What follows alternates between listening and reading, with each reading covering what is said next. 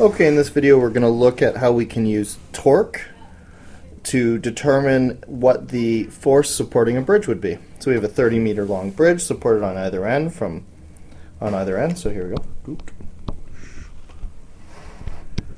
And this is 30 meters long. And on either end, a car, 1,450 kilograms, is parked 8 meters from one end. So here's our little car. Determine the force required to support the bridge at either end. So we said that it is 8 meters from that end, and this is 30 meters wide. So what we're going to do is we're going to change this over to a free body diagram for the bridge. Here the bridge has a mass of 1,500 kilograms, and as a result the force of gravity acting on that bridge, 1,500 times 9.8 newtons per kilogram.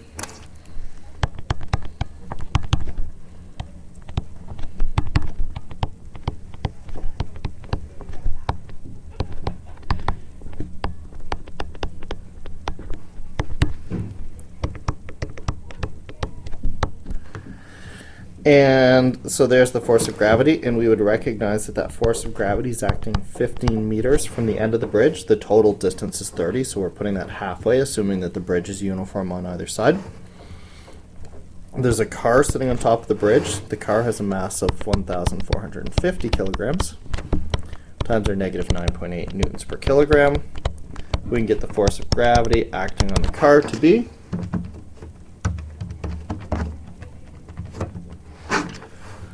negative 1,400 and 14,210 newtons. And so we have some upward force acting here and some upward force acting here that have to balance those out.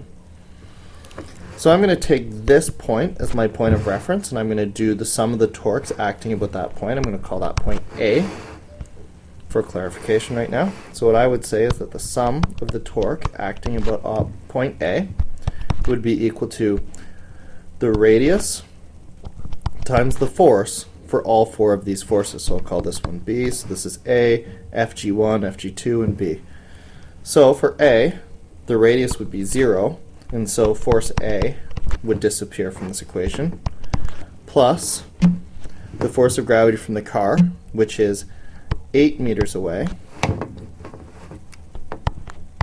times a force of negative 14,210 newtons, plus the weight of the bridge, 15 meters, times negative 14700 newtons, plus 30 meters to force B. So this is the car, the bridge, and the other support. If this bridge is not going to rotate, then the sum of the torques about any point must be 0. And I can simplify this equation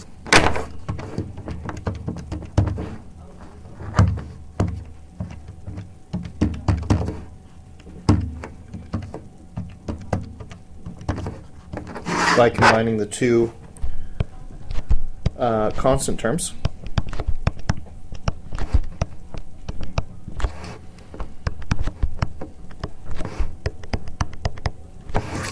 And recognizing that since force A is the point that we've done the rotation about, the radius to that part is 0.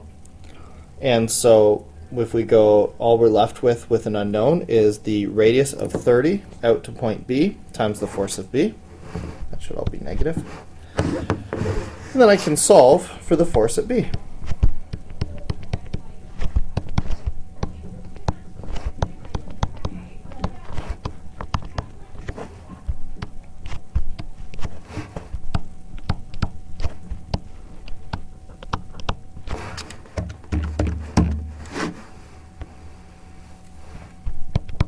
So the force at B would have to be 11,139 newtons. So again, I took my bridge, I created a free body diagram of it, including the distance and location of the forces, because I was going to use torque to solve the problem. Starting from point A, I recognize that the force of gravity of the car was 8 meters away. The bridge, I put its force of gravity halfway across, assuming that it's uniform, or 15 meters long. And then the support at force B being the full 30-meter distance of the bridge away. And the sum of the torques is equal to the radius of where the force acts times the force. Since force A is at the location of interest, its radius would be 0, and so that term disappears. 8 to the car, 15 to the bridge, and 30 to the support. And then I get an equation I can solve for the force at B. To find the force at A, I can take two different approaches. I could recognize that for this thing to be in static equilibrium, the sum of the forces have to be 0. So now I could take all of my forces, negative 14,210 newtons, plus negative 14,700 newtons, plus the force at B, plus the force at A, and I could solve for the force at A because I now know the force at B.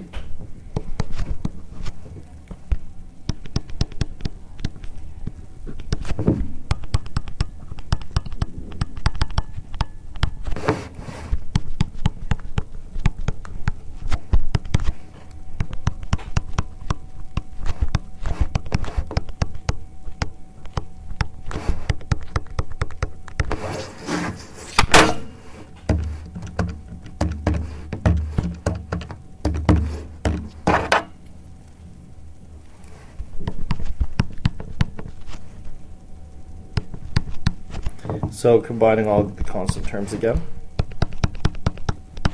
I can solve fairly easily for the force of A here as 17,771 newtons. And that's what it has to be to keep the object from moving up or down, vertically translating. Or if I didn't like that method, or if I was just enjoying doing the torque stuff that I've been doing, I could do the sum of the torques about the opposite point B. So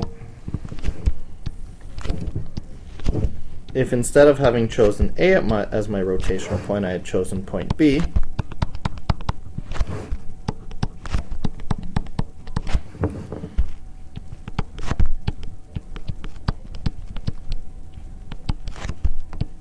then I would have had a diagram like this where I have the force of gravity acting on the car,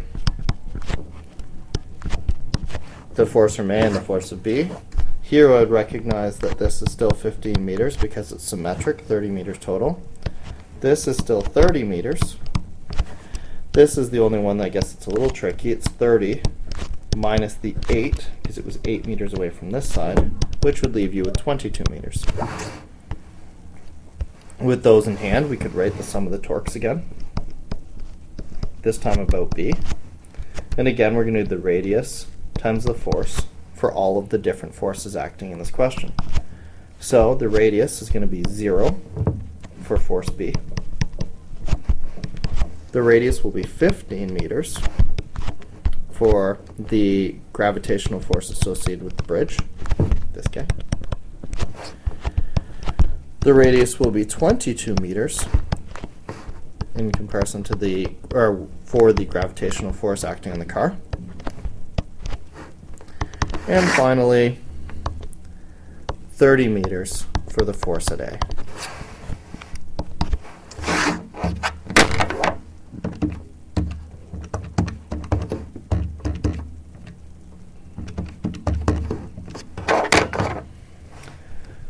Summing the constant terms, it's a little bigger this time, not surprisingly, because we are looking at the side where the radiuses are bigger.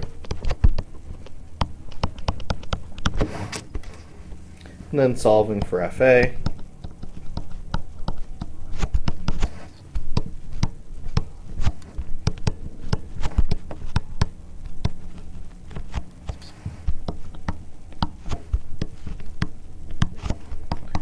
We get an FA value of 17,771 newtons, which of course agrees with what we got when we did our sum of our forces. So either of those methods will work equally well to find the force at support A.